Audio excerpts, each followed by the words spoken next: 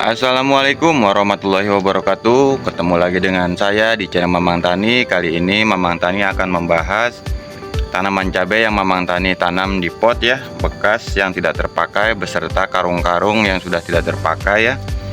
Untuk pengaplikasian pupuk nanti kita akan bahas. Sebelum kita lanjut, alangkah baiknya budayakan like, subscribe, serta nyalakan tombol loncengnya supaya mendapatkan notifikasi terbaru dari channel Mamang Tani. Ya, alhamdulillah untuk hasil daripada pemberian POC yang kita buat ya, yang Mamang Tani buat beserta asam humat yang kita beli ya. Alhamdulillah hasil tanamannya seperti ini ya. Untuk dari bawah ini berkisar 1 meteran ya, sampai seperti ini ya.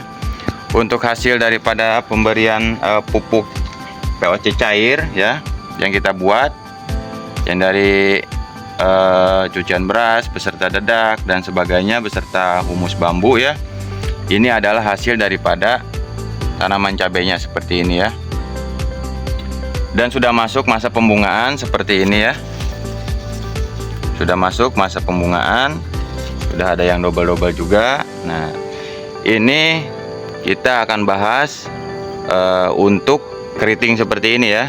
Ini keriting bukan disebabkan daripada hama ya, karena memang kemarin Mamang Tani aplikasikan untuk pupuk hamanya ya beserta pelebat buahnya. Tapi untuk keriting seperti ini ya masih dimaklumi karena memang cuaca siang hari sangat panas dan masuk daripada sore hari terjadi turun hujan hampir setiap hari ya. Itu rutinitas. Nah, seperti ini untuk hasilnya ya. Sudah ditumbuhi atau timbul untuk pembungaan seperti ini ya. Sudah di ketiaknya sudah muncul seperti ini ya. Sudah pecah cabang Y dan mengeluarkan pembungaan seperti ini ya. Dan memang pengaplikasian daripada KCL cair kemarin Mamang Tani lupa divideokan ya. Ini bisa membuat pembungaan double ya. Pembungaan bisa double seperti ini ya. Dan untuk hasil daripada penyepraian itu sendiri ya, ini alhamdulillah ya maksimal ya seperti ini ya. Ini yang di bawah dengan bunga satu-satu ini belum Mamang Tani spray aplikasikan KCL cair beserta Kalimax Top ya. Nah, setelah kemarin ini yang baru muncul kita spray, nah ternyata jadi double-double ya, bisa dilihat ya. Yang bawah pertama muncul itu cuman satu bunga, yang di atas sekarang double-double ya. Karena Mamang Tani juga ingin mengaplikasikan hasil daripada pupuk yang Mamang Tani berikan ke tanaman cabai yang di dalam pot seperti ini ya. Untuk bawahnya seperti ini terlihat hitam, ini menggunakan POC cair beserta asam humat ya. Nah, cuman di sini bisa garis bawahi ya. Ini hamanya adalah keong ya. Bisa dilihat seperti ini lebih jelas. Nah, ini dimakan oleh moluska atau keong ya. Keong racun ya kalau di wilayah Mamang Tani. Ini tanpa potong pucuk ya. Dibiarkan seperti ini tanpa potong pucuk dan tingginya lumayan ya. Nah, ini dari 7 tanaman, 2 yang masih setak di bawah karena satu untuk embernya ini mungkin kurang ya, kurang untuk tingginya beserta ini terus diserang oleh keong ya atau moluska ya. Jadi pertumbuhannya agak sedikit terganggu, beda sama yang sudah tinggi seperti ini ya. Jadi tidak rawan lagi. Dan untuk pembunganya pun sama ya. Ini kemarin diserang moluska sampai habis seperti ini ya, bisa dilihat ya. Sampai groak ya, kulitnya sampai habis.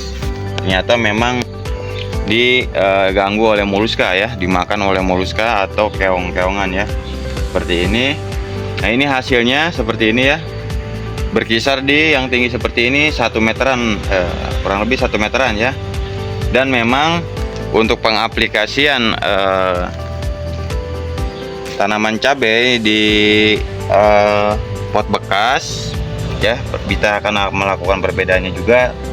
Pot bekas beserta di karung bekas itu lebih condong ke karung bekas ya, karena mungkin tinggi daripada media tanahnya itu lebih tinggi dibandingkan polybag atau ember-ember bekas ya. Tapi bisa dilihat ya, kalau untuk pembunganya sama ya, memang beda di tanamannya saja yang lebih agak tinggi ya, seperti itu. Seperti ini ya, sudah muncul bunga-bunga ya. Ini berarti untuk tanaman di dalam pot seperti ini, Mamang Tani hanya menjaga kestabilan pH-nya saja ya, karena menggunakan kemarin itu pupuk untuk dasaran tanahnya itu lumayan ekstrim ya, daripada pemberian kohe mentah ya, kohe ayam mentah ya, yang mengandung sekam beserta tanah lempung ya. Ternyata masih bagus ditanami seperti ini walaupun di musim hujan ya, asal dengan catatan Mamang Tani selalu gunakan asam humat ya sebagai pembenah tanahnya ya, supaya tidak asam ya. Buktinya untuk asam humat setelah kita berikan ke tanah ini tumbuh ya. Awalnya untuk tanah yang lempung ini atau tanah galian awal ini, pasti yang pertama adalah keasamannya sangat tinggi ya, sehingga tidak bisa ditumbuhi oleh rerumputan ya. Itu untuk negatifnya daripada tanah galian baru. Dan untuk menetralkan atau memberikan pH yang baik, Mamang Tani gunakan asam humat ya. Sehingga sekarang untuk penanamannya atau media tanamnya sekarang sudah muncul rerumputan ya, seperti ini ya. Nah, ini condongnya ya, sudah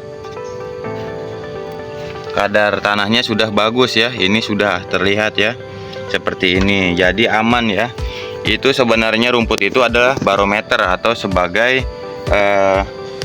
media yang bisa terlihat ya sama kita, tanah ini subur atau menandakan subur atau tidak suburnya suatu tanah ya, atau media yang nantinya bekas kita akan tanami seperti tanaman cabai seperti ini ya. Seperti ini ya untuk hasilnya ya, POC cair. Jadi lebih irit lagi ya, atau mengurangi biaya pada saat penanaman cabai ya. Kedepannya Mamang Tani setelah melakukan penanaman seperti ini akan melakukan skala besar ya, untuk di rumah Mamang Tani ya, berkisaran di ratusan. Mungkin kita coba di ratusan dulu karena memang medianya cukup terbatas ya. Kalau untuk galiannya ya lumayan ada ya, seperti itu. Nah, ini hasilnya bisa disimak ya. Nah, jika dilihat dari dekat seperti ini ya, untuk hasil tanaman di atasnya. Keriting ini keriting adaptasi daripada cuaca yang ekstrim ya. Pagi hujan, pagi kemarau ya, atau panasnya terik, serta sore itu hujannya deras ya, pada saat masih terik matahari. Nah, ini adalah tanaman yang memang setelah pengaplikasian penyepraian KCl cair ya, double ya, seperti ini ya. Nah, ini sebelum pemberian KCl cair seperti ini ya. Jadi single ya, untuk pembunganya sudah mulai mekar ya. Nah, ini setelah pemberian KCl cair ya, bisa dilihat lebih dekat ya, untuk pembungaannya double ya. Ini pun sama ya, mulai double seperti ini ya, di titik-titik seperti ini. Dan yang lebih digaris bawahi adalah si bunganya ini tidak rontok ya. Itu patokan kita supaya menjaga pH tanah ya, seperti ini ya. Rontok jika pH tanahnya drop ya, ini kemungkinan jangankan untuk pembungaan yang banyak, pertumbuhannya pun biasanya stuck ya. Contohnya yang Mamang Tani tanam di areal bebas yang kemarin tanpa menggunakan pupuk dasar. Mamang Tani cuman garis bawahi dari pengalaman seperti ini ya, dengan skala besar tanpa menggunakan kohe ya, baik itu kohe mentah ataupun kohe yang sudah matang. Ini lebih mendorong kita supaya lebih irit pupuk, yang pertama ya.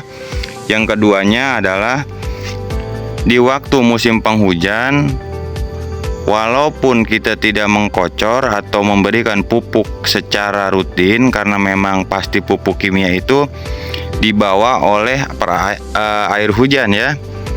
Walaupun itu bisa diikat tanah tapi tidak maksimal ya.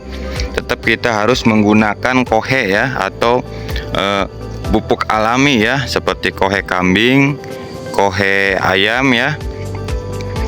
Ini bisa mengikat untuk hasil ya, atau nutrisi-nutrisi yang dikocor seperti NPK ya, dan lain sebagainya. Itu fungsinya. Jika tanpa menggunakan itu, tanaman akan drop ya pada saat musim penghujan, apalagi penghujan ekstrim ya, seperti itu.